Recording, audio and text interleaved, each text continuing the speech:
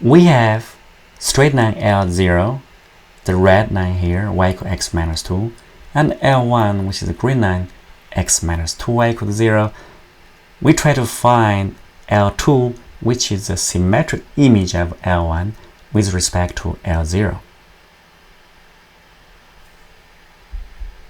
Alright, let's do some analysis of this. We're going to examine the inclination angle for the straight lines. Let them be alpha, beta, and gamma here, where the gamma is 1 for L2. We try to find the equation for L2. Now, how are those angles related? We claim that alpha minus beta would equal gamma minus alpha. The difference of the angle are the same. Why? Because it's symmetrical with respect to L0. So if you use the geometry here, you know that the angle difference would be identical. So in other words, this is how they are related. Of course, assume we know alpha and beta, we can find gamma, right? What is gamma? Here, gamma would be 2 alpha minus beta. Now, how do we find gamma? Here, we're going to introduce complex number. Notice that a complex number also have an angle. Now, I claim that for line L0 and L1, we can find complex number that have the same angle of line L0 and L1. What are they? Here we go. One is 1 plus I, the other one is 2 plus I. For the 1 plus I, the ratio of the imaginary part versus the real part is 1 to 1. This is the slope of L0. The other one is 1 over 2, which happens to be the slope of L1. Alright? So why is that? Let's review some of the basic of complex number. When we have a complex number, z equal a plus bi, where the real part is a, imaginary part is b, then the theta here, as in the diagram, would have the condition that tangent of theta equal b over a. And magnitude is going to be square root of a squared plus b squared, right? So when we multiply two complex number, what we're doing is we're adding the corresponding angles and we're multiplying the magnitude. When we do the division, it's just subtract the angle and divide the magnitude. Okay, so in other words, this is what we do when we multiply two complex number, we add the angle, all right? And for the division, we're going to subtract the angle. We're going to take example. For example, let's say 3 plus 4i, right? This is a complex number, and the magnitude would be 5, and the theta here, tangent theta, will be 4 over 3. If we square z, what do we get?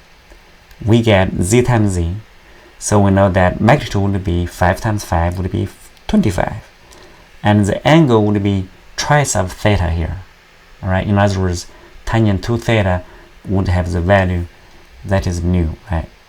So when we use a normal complex number multiplication, we know that this square equals negative 7 plus 24i, and we check the magnitude, and it matches with 25, which is 5 squared. How about the angle? Now, you know that if we know tangent theta, you can find tangent to theta, that is equal to 2 tangent theta over 1 minus tangent theta squared. We plug in the value, tangent to theta equal negative 24 over 7.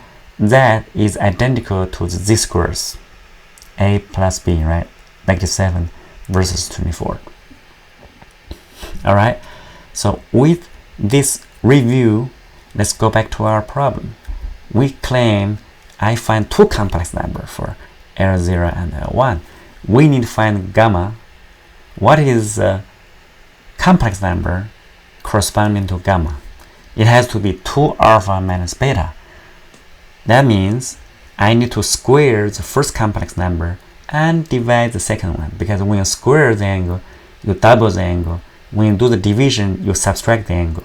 So 2 alpha minus beta, in order to achieve that, we have to do z0 square divided by z1. So what is that? So we claim that z2 equal the ratio of z0 squared divided by 0, 1. Plug in, we're going to get 2 plus 4i over 5. Of course, we care about the tangent of gamma, right? That is the ratio of the imaginary part over the real part. In this case, 4 over 2, that's 2. So in other words, gamma, the tangent theta equal 2. The straight line L2 has a slope of 2. Alright? So how do we find the line equation? You know the slope. You need to find a point. Of course, all 3 lines go through the intersection line P. What is P? You can find out from L0 and L1. Right? So we solve for P. In this case, P equal, the coordinate is going to be 4, 2. Now for L2 equation, you know the point 4, 2. You know the slope is 2. So the equation is easy. That's the equation. That's the answer. Alright? So we use complex number to figure out the angle here, to figure out the slope, and then from there you figure out the straight line position. Okay? So this, even though is a special example, but for any other generic equation of L0, L1, you can follow the same steps and try to find the equation for the symmetric image of a straight line. Alright, so I hope you like the video. Please share and subscribe.